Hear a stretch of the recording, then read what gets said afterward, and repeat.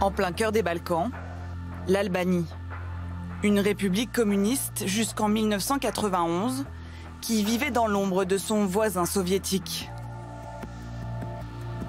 Symbole de ce passé, cette prison politique de Spač, le goulag albanais. Là, il y avait la porte qui nous menait à la mine. L'hiver, il faisait très froid, parfois jusqu'à moins 15 degrés.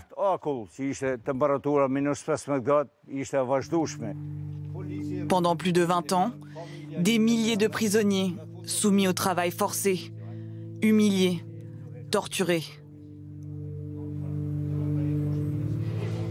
Zenel a perdu 24 ans de sa vie ici, emprisonné pour avoir tenté de fuir le pays.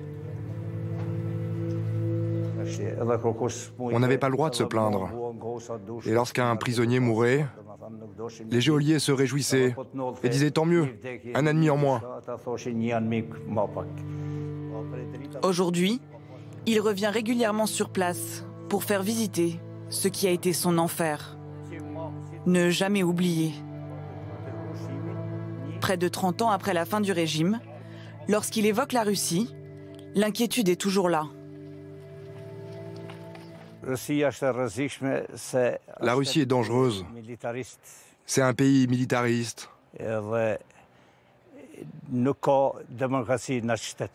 Il n'y a pas de démocratie et Poutine a mis la main sur son peuple.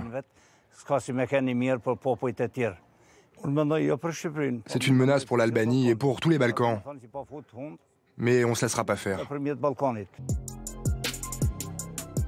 Depuis la chute de la dictature, l'aigle à deux têtes regarde vers l'ouest. En 2009, le pays intègre l'OTAN et rêve d'une base militaire sur son sol. En avril dernier, lors d'un sommet albano-américain de la défense, les Albanais ont réitéré leur invitation. Nous croyons que le temps est arrivé pour une empreinte des États-Unis en Albanie. Une présence militaire des États-Unis ou de l'OTAN serait un message fort envoyé que cette région n'est pas oubliée par ses alliés. Cet été, l'organisation militaire s'est engagée à réaménager une base aérienne. Une présence dont l'intérêt stratégique est contesté. De l'autre côté de l'Adriatique, l'OTAN possède déjà une base en Italie. Pour certains, la peur du voisin russe dissimule un jeu politique.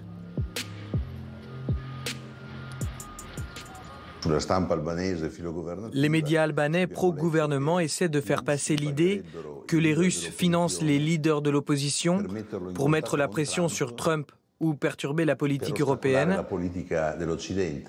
Et pour les observateurs, ce n'est pas très difficile à comprendre. La menace russe, c'est une manière de faire monter les enchères, pousser les Occidentaux à s'impliquer ici. Si tu ne traites pas avec nous, alors je me tournerai vers quelqu'un d'autre.